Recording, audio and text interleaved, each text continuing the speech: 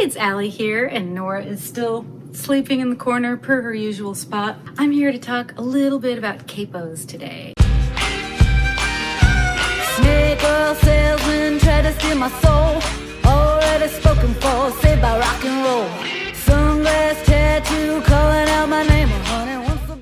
A capo is a miraculous tool that can help you play songs in any key, even if you only know a few open chords. Usually the first chords that we learn as guitar players are open position chords, so they use open strings like the E chord, right?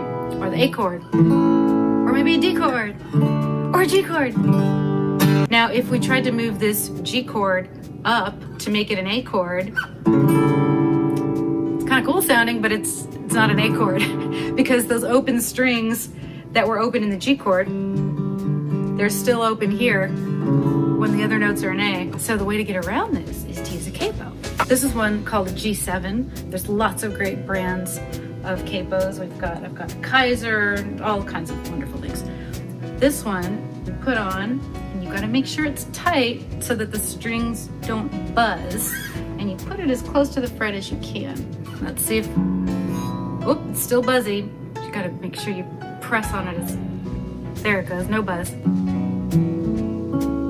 And then if I go and play my G the same way as I did before, it's now going to be an A chord because I moved it up 2 half steps. There it is.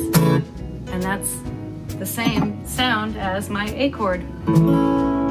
So we probably wouldn't use it to play an A chord because you can play an A chord in an open position. But what if you wanted to play an F sharp minor chord?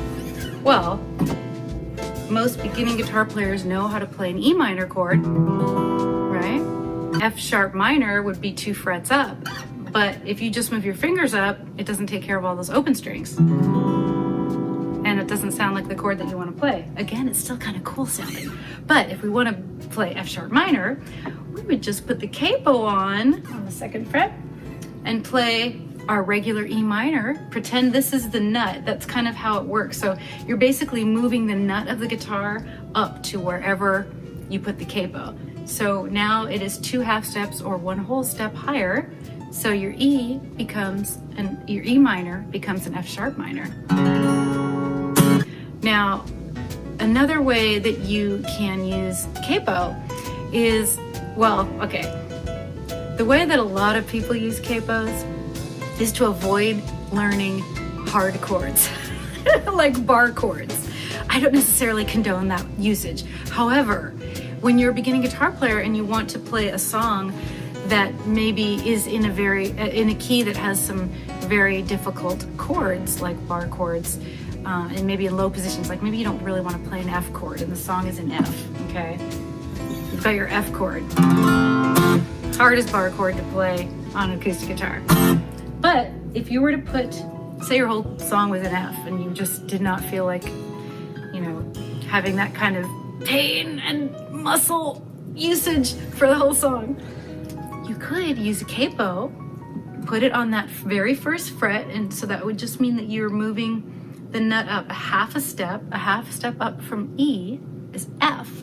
So if you play your E chord, a half step up, you're in F all of a sudden. And it's so much easier. So that's the way a lot of people use capos. There's nothing wrong with that unless you allow the capo to prevent you from learning how to play more advanced chords. That being said, capos are also wonderful for being able to quickly transpose a song, which means changing the key of a song. Say if it was an F and we had an F chord and, let's see, a B flat chord. Okay, both of those are bar chords. If you use the capo on the first fret, then you don't have to play a B flat. You can play an A.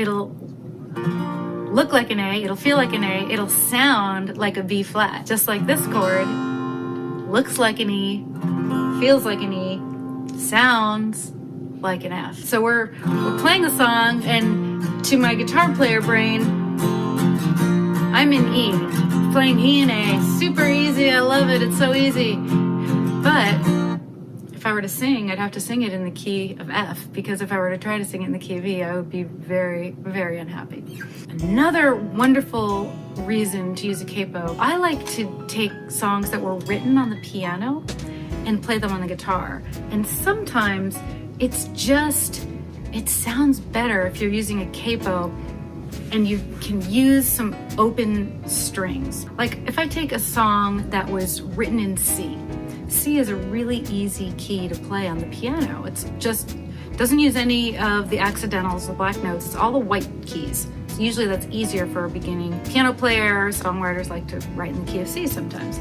Key of C on the guitar is not super easy. It's not such a beginner key. Often you'll have an F chord, which is a bar chord usually. C is not one of the easiest chords to play. It's not one of the hardest, but it's not one of the easiest. So if we're just starting out and there's a song in the key of C and we want to play it, but maybe I'd rather play it using my E shape instead of the C shape.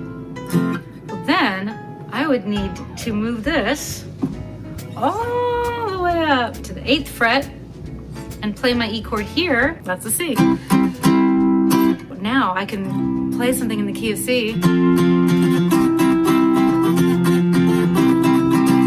and I can still use those open chords. You do need to know a little bit about music theory in order to know where to put the capo if you're going to be using open chords and changing the key of a song.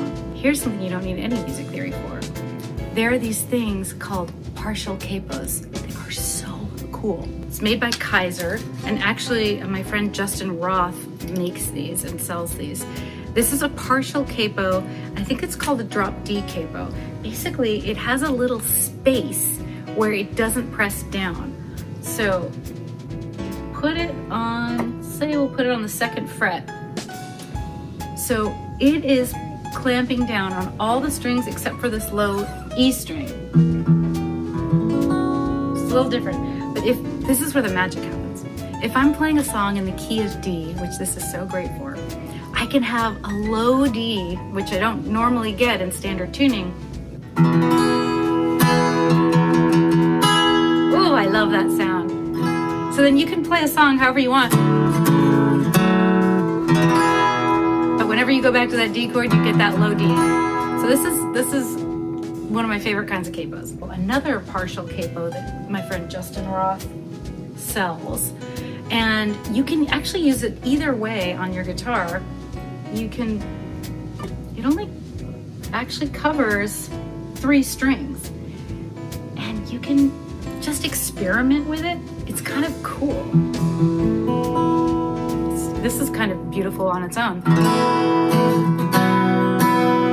And you can just kind of move shapes up and down the neck and mess around. I didn't plan anything, so.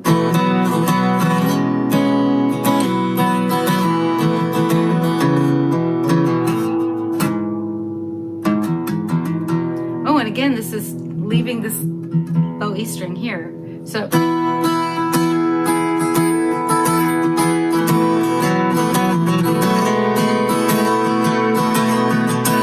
I'm using one finger right now.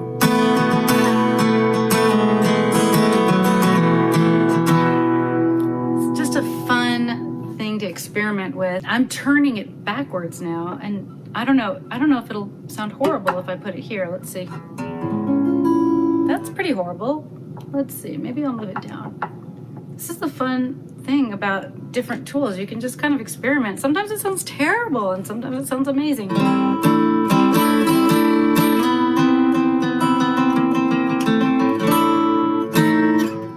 That's pretty bad.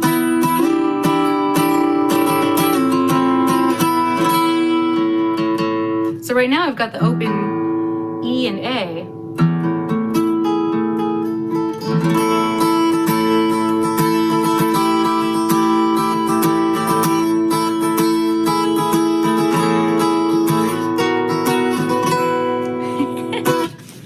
Another great thing about using capo is if you've got a song that you've learned in the key of E, but maybe it's a little bit too low for your singer, or if you're your singer, for you, just move it up. Let's put it on the 3rd fret and see how that goes.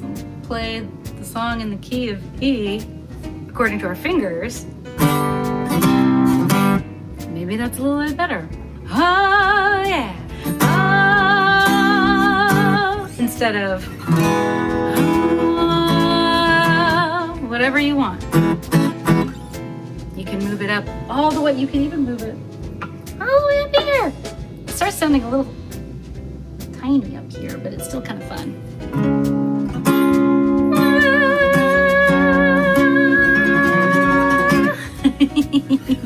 Whatever you do with your capos, have fun with it and experiment. There's no wrong way to use a capo. Just experiment and have fun. And I'll see you next time.